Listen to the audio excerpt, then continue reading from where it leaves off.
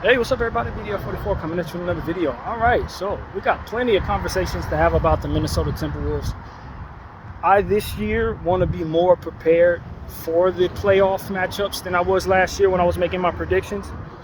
So I don't really know how I'm going to approach that, given that I'm kind of burnt out of the homework of the day-to-day schedule of the NBA. So, like I said, I want to be more prepared, but am I committed to doing homework on all of these series? At this moment, hell no. No, I'm not, bro. But I definitely do want to be a little more prepared, and I have yet to start the process of any of the homework that I do want to do. So that I got a whole week to figure that out, and I have every intention of doing all the homework in the world on the Minnesota Timberwolves, but some homework on other teams to at least get a more educated understanding of what these teams are about.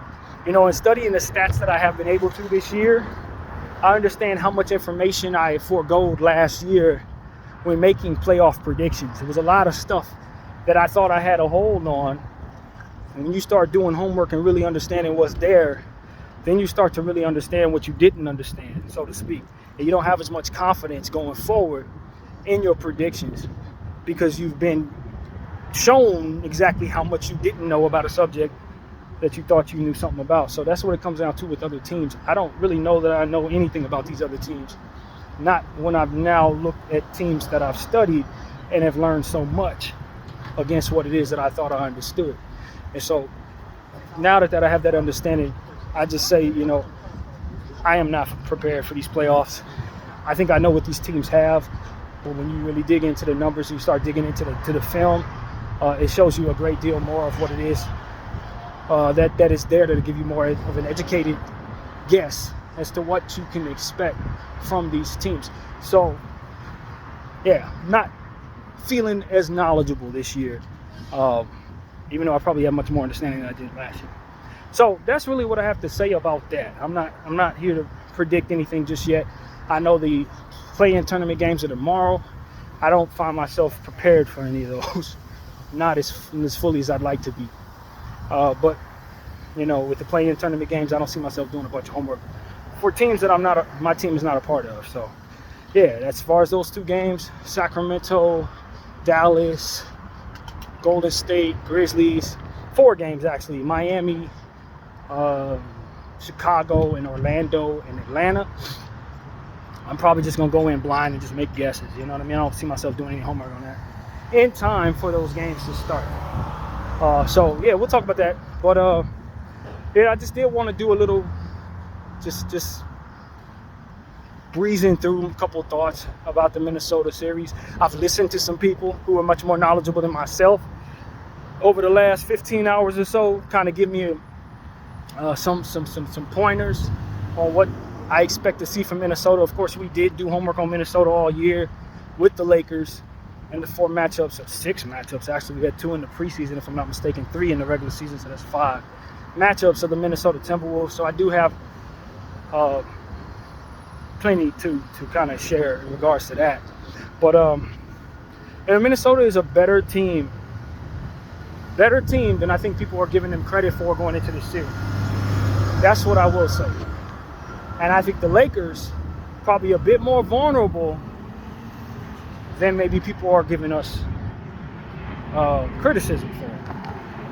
I do think the Lakers will win the series, but I slipped and said something that I thought about afterwards and almost agreed with.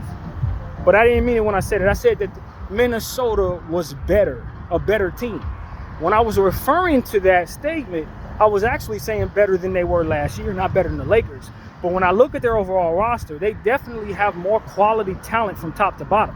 Now, are their top 2 stars anywhere near the level of our stars? Ant-Man is, of course, but after that, they don't have that type of talent, no. But when you look at some of their role players, you start digging into their bench, yes, they have more talent than the Lakers. They do. They do. You start talking about the Dante DiVincenzo's, Terrence Shannon Jr.'s, Luka Garza, Nickeil Alexander-Walker, which the internet is calling NOF for some reason. I know that's his abbreviation on his nickname or his what do you call it, initials, but I don't know if I'm gonna be calling him that. But like, you know, Naz Reid, McDaniels. Like, they have some quality talent in some areas where we have players that we'd rather not play. That's just a fact. It's been that way all season. Minnesota, after you start getting past the top 3 players, they got way more talented players in them 4, 5, 6, 7, 8, 9, 10 spot than the Lakers do. They just do, man. And it's because we've given roster spots to people like Alex Len, Bronny James, you know what I mean? Guys like that who you just don't want to see on the floor in a situation. They don't necessarily have that problem. And so that's what I'm here to confess to you guys, that I think, and I said this even yesterday, if Minnesota were to use more of their talent all season long and scheme more of what it is that they have all season long into the equation, I think it would be a significantly different series than what I'm prepared to see.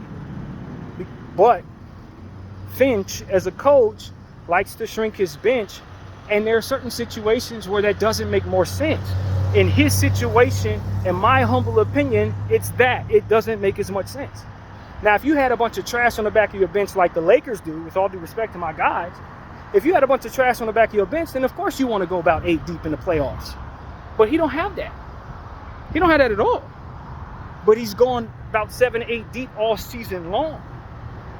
So he hasn't played up the value of those players, or the level of play of those players, or given them the rhythm that they would need, or keeping other guys fresh as much as he would otherwise been able to.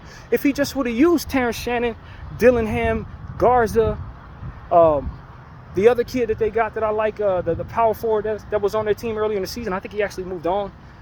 He might be in Cleveland or something now, I don't know. But like, if they would have kept utilizing all of the high-level talent on the back of the bench that should, in theory, just be in other places making teams better, he would have so many more things factored into the positivity of what his team could be.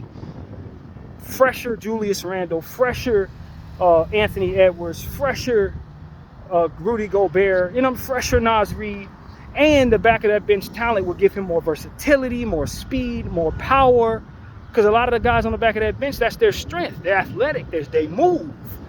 And if he utilizes that stuff, it can be a real problem for the Lakers. But he ain't. Finch is not going to utilize any of that stuff. And so he is the biggest problem for the Minnesota Timberwolves, in my opinion. Not necessarily the matchups. It's Finch, bro. I do not like him as a coach because of that specific thing. I don't think he makes any sense with how he's utilized this year's Minnesota Timberwolves rotation. When you got a guy like Terrence Shannon III, who cooked the Lakers, or Junior rather, cooked the Lakers in the game that he had against us. He was absolutely unstoppable. You have to utilize this guy. But I don't think he's going to utilize him at all. And that's where the difference lies for me. I don't think his team can really go anywhere because of him. And so I have all the confidence in the world the Lakers are going to beat the Minnesota Timberwolves, because I think the Minnesota Timberwolves are going to get in the Minnesota Timberwolves' way by not utilizing what all they have to give us trouble. And so that's my take on the Timberwolves. They really, really need to consider firing Finch, man. They need to get him out of there and bring in a coach that's going to utilize all of the talent that they have and not make it wait 3 and 5, 6 years, 3 and 4 years to get on the floor. Some of those guys, they may not be ready to play 40 minutes a game, but if you give them 20 minutes a game, they change the dynamic of what your versatility is, your speed, your small ball lineups, all of that stuff. Finch makes it so that they are less versatile with his choices. And that's been my criticism since preseason of the Minnesota Timberwolves. That's been my criticism since preseason. If he would have utilized Rob Dillingham all year long, Rob Dillingham would be having 2 or 3 or 30-point games already this season. He might have been a Rookie of the Year candidate, how talented that kid is. Yeah, he was. Terrence Shannon was a player that probably should have went sooner in the draft than he was. It was some off-the-court stuff that ultimately got, dismissed, that tanked his draft stock. This is somebody who probably would have went top 10 in the draft. You think that's taken into account as Finch utilizes this player? No, you don't care. That's a young player we got in the second round. I don't care nothing about him. We're going to sit him. And that gets in the way of what his team can do. So for me, that's what I don't have any faith in the Minnesota Timberwolves, because I don't think their coach is going to do anything that's going to make them as good as they need to be to keep up with what's coming at them, which is a three-headed monster in the Los Angeles Lakers. It's a three-headed monster, bro. You got to exploit all of our weaknesses to offset what it is that cannot be stopped, which is the trio of Luka, LeBron, and Austin Reeves. That is unguardable. You can count on about 90 points a night from those guys alone. How are you going to make up the difference when you only got one superstar? You see what I'm saying? You would need Terrence Shannon to play great. You would need McDaniels to play great. You need Naz Reid to play great.